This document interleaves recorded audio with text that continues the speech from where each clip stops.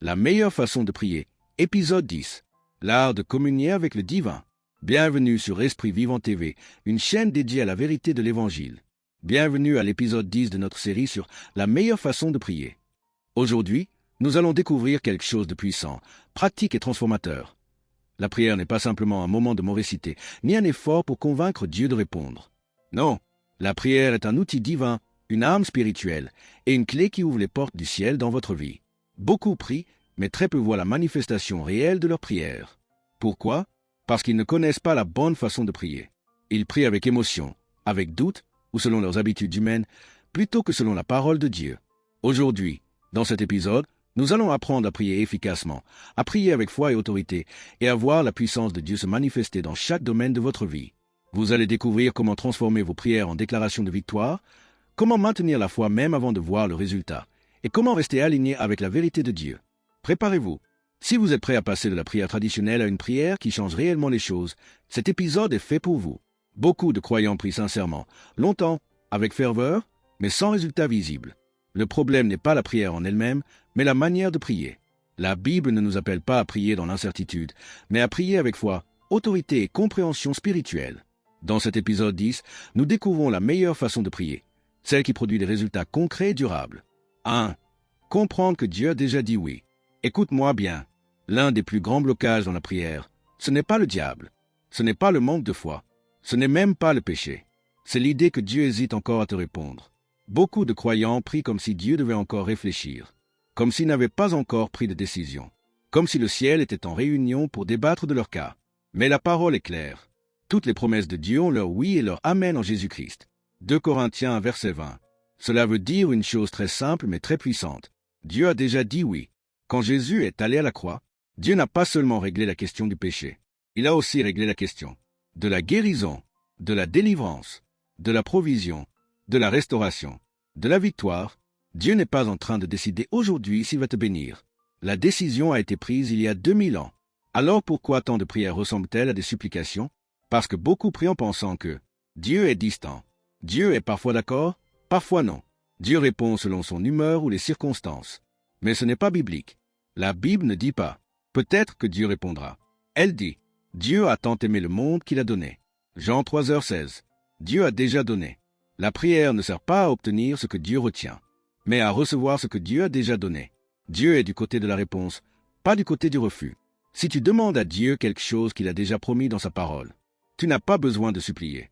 Tu n'as pas besoin de pleurer. Tu n'as pas besoin de répéter 100 fois. Tu as besoin de croire. Regarde Jésus. Il n'a jamais prié en disant « Père, si jamais tu veux bien ». Quand il parlait, c'était avec assurance, avec autorité, avec certitude. Pourquoi? Parce qu'il savait que le Père était déjà d'accord. Et maintenant, écoute ceci attentivement. Si Dieu a déjà dit oui, le vrai combat de la prière n'est pas de faire changer Dieu d'avis, c'est de faire changer ta manière de penser. Le doute ne vient pas de Dieu. La peur ne vient pas de Dieu. L'hésitation ne vient pas de Dieu. Dieu a parlé. La parole est écrite.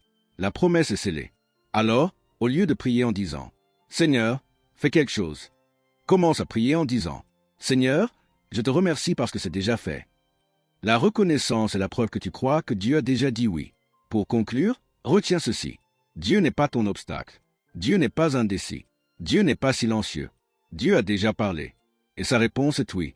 Quand tu comprends cela, ta prière change, ta foi grandit, et les résultats commencent à se manifester. Toutes les promesses de Dieu ont leur oui en Christ. 2 Corinthiens, verset 20. La meilleure façon de prier commence par cette vérité. Dieu n'hésite pas. Dieu n'est pas indécis. Dieu a déjà répondu en Christ. La prière biblique ne cherche pas à convaincre Dieu, mais à recevoir par la foi ce qu'il a déjà accordé. 2. Prier selon la parole, pas selon les émotions. Laisse-moi te dire une vérité essentielle. Les émotions ne sont pas un fondement sûr pour la prière. Les émotions montent, les émotions descendent. Un jour tu te sens fort, le lendemain découragé. Si ta prière dépend de ce que tu ressens, alors ta foi sera instable.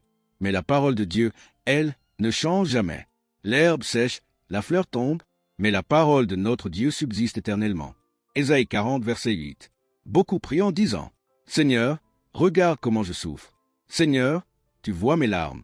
Seigneur, j'en peux plus. » Ce ne sont pas forcément de mauvaises paroles, mais ce ne sont pas des prières de foi. La foi ne se base pas sur la douleur. Elle se base sur la vérité. Dieu n'est pas touché par l'intensité émotionnelle, mais par la foi qui s'appuie sur sa parole. La Bible ne dit pas « la foi vient par les émotions ». Elle dit « la foi vient de ce qu'on entend, et ce qu'on entend vient de la parole de Christ ». Romains 10, verset 17. Quand tu pries selon la parole, tu ne dis plus à Dieu ce que tu ressens. Tu lui rappelles ce qu'il a dit. Par exemple, tu te sens faible, mais la parole dit « quand je suis faible, c'est alors que je suis fort ». Tu te sens abandonné, mais la parole dit « je ne te délaisserai point ». Tu te sens malade, mais la parole dit « c'est par ces meurtrissures que nous avons été guéris ».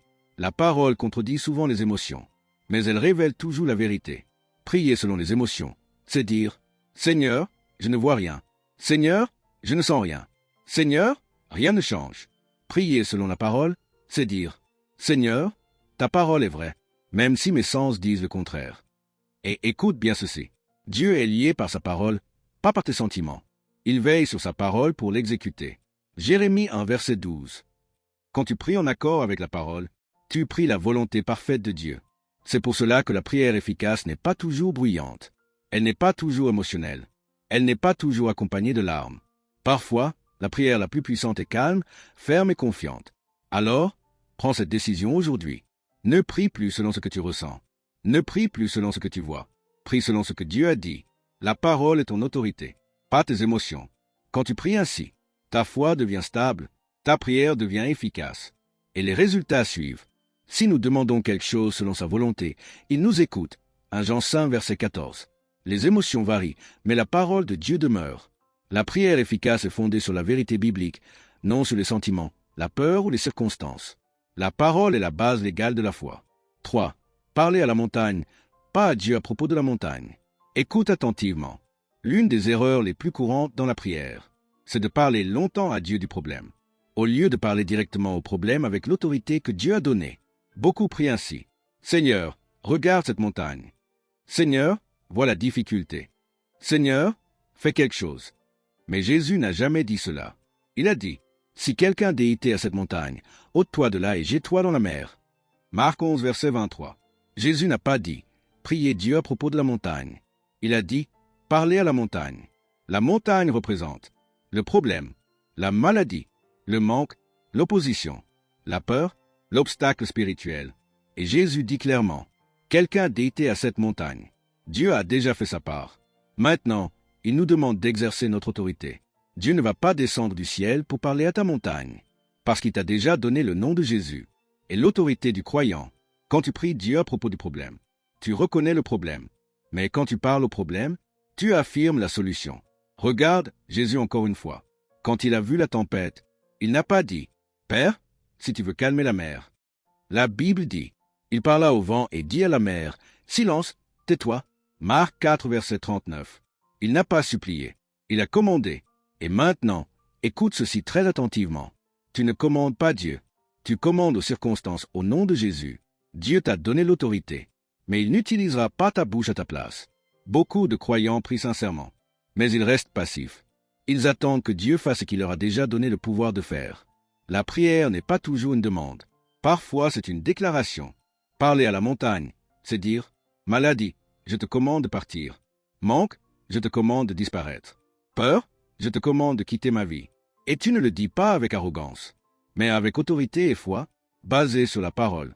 Attention, cela ne fonctionne pas avec des paroles vides, mais avec des paroles alignées sur la parole de Dieu. Ce n'est pas le volume de ta voix, c'est la révélation dans ton cœur. Pour conclure, retiens ceci. Parler à Dieu développe la relation.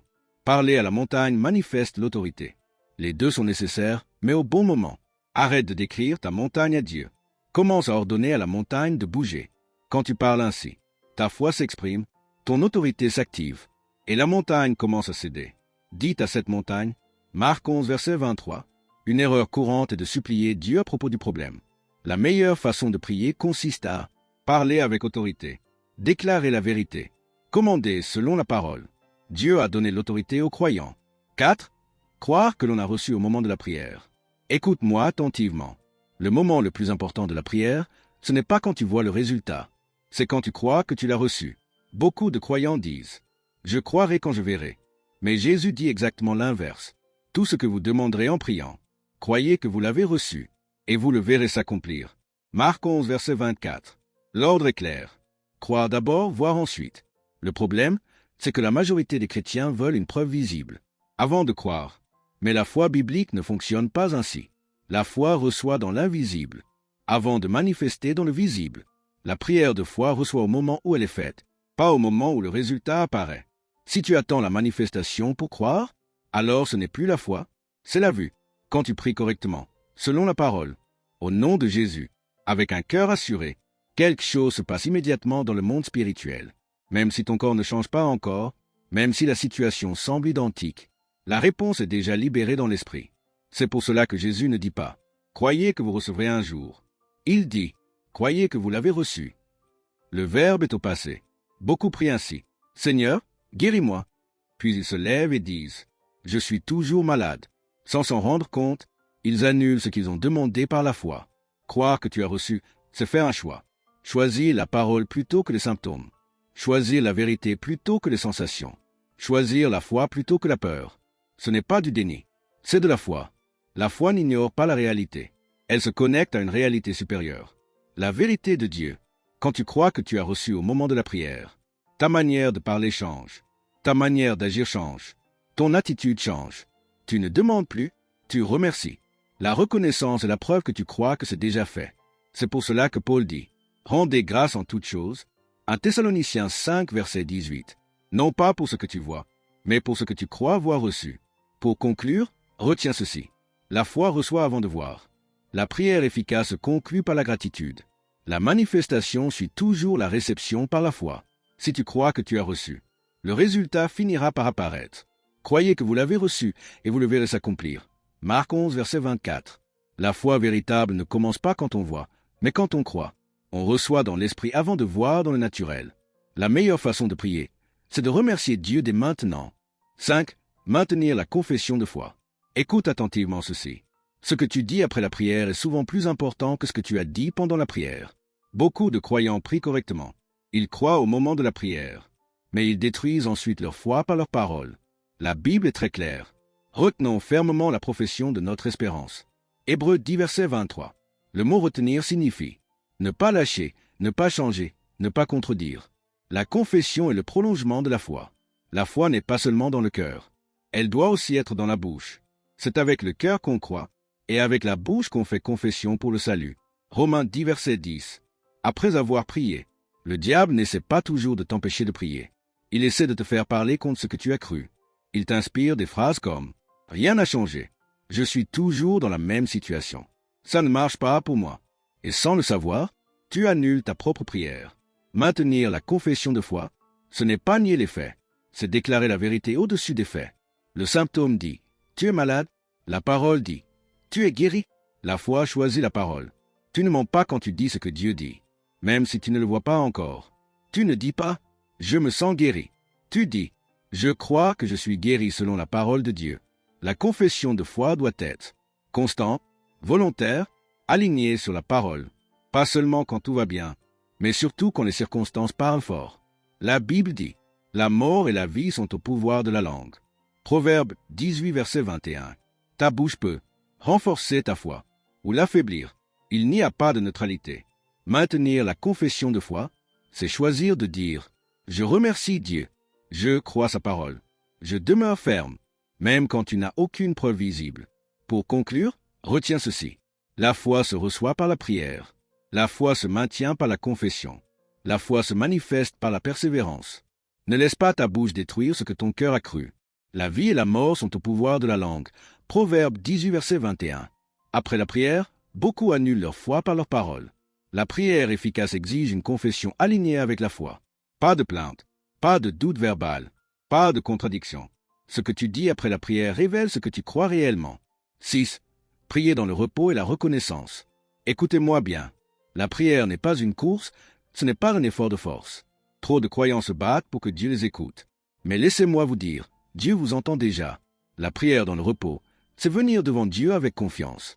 C'est dire, Seigneur, je sais que tu agis. Je me repose en toi. Vous n'avez pas besoin de vous battre. Vous n'avez pas besoin de forcer votre foi. Vous devez juste vous arrêter, respirer et vous reposer en lui. Et le repos ne vient jamais seul. Il vient avec la reconnaissance. Louez Dieu pour ce qu'il a déjà fait. Remerciez-le pour ses bénédictions. même celles que vous n'avez pas encore vues. La gratitude transforme votre cœur. Elle transforme vos paroles de prière. Elle transforme votre vie. Rappelez-vous de Philippiens 4, verset 6.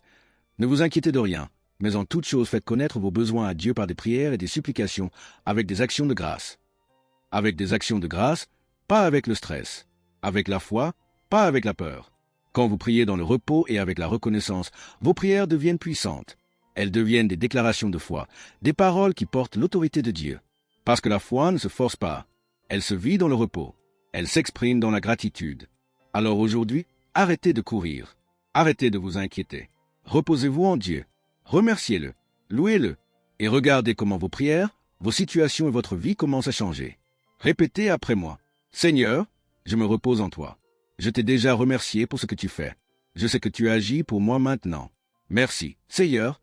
C'est ça, la puissance de la prière dans le repos et la reconnaissance. Ce n'est pas compliqué, mais c'est puissant. Et c'est exactement ce que Dieu veut que vous fassiez. Entrez dans son repos. Hébreux 4, verset 10. La meilleure façon de prier ne produit pas du stress, mais du repos. Quand tu as prié avec foi, tu te reposes. Tu loues. Tu remercies. La louange devient la preuve que tu crois que c'est déjà fait. La meilleure façon de prier, ce n'est pas prier plus fort, mais prier juste, avec la parole, avec l'autorité, avec la foi, avec persévérance, avec reconnaissance. Arrête de prier dans le doute. Prie et obtiens le résultat. Alors aujourd'hui, souvenez-vous, la meilleure façon de prier n'est pas de répéter des mots ou de supplier dans le doute. La meilleure façon de prier, c'est de prier avec foi, avec autorité et avec la certitude que Dieu agit déjà en votre faveur. Ne repartez pas de cet épisode comme avant. Ne laissez pas vos anciennes habitudes limiter la puissance de vos prières. Agissez. Déclarez la parole, persévérez dans la foi, refusez le doute et les pensées contraires. Faites de chaque prière un acte de foi, pas juste un moment de parole. Aujourd'hui, je vous interpelle, allez prier différemment. Priez comme si la victoire était déjà là. Priez comme si Dieu avait déjà répondu. Priez avec autorité et reconnaissance. Et souvenez-vous, ceux qui prient ainsi voient des miracles, des réponses et des transformations. Alors, sortez et priez avec confiance, car Dieu entend et répond toujours selon sa parole. Merci de plonger dans la parole qui transforme. Découvre des enseignements puissants qui réveillent ton esprit et fortifient ta foi. Abonne-toi à Esprit Vivant TV, là où la vie de l'esprit devient réalité.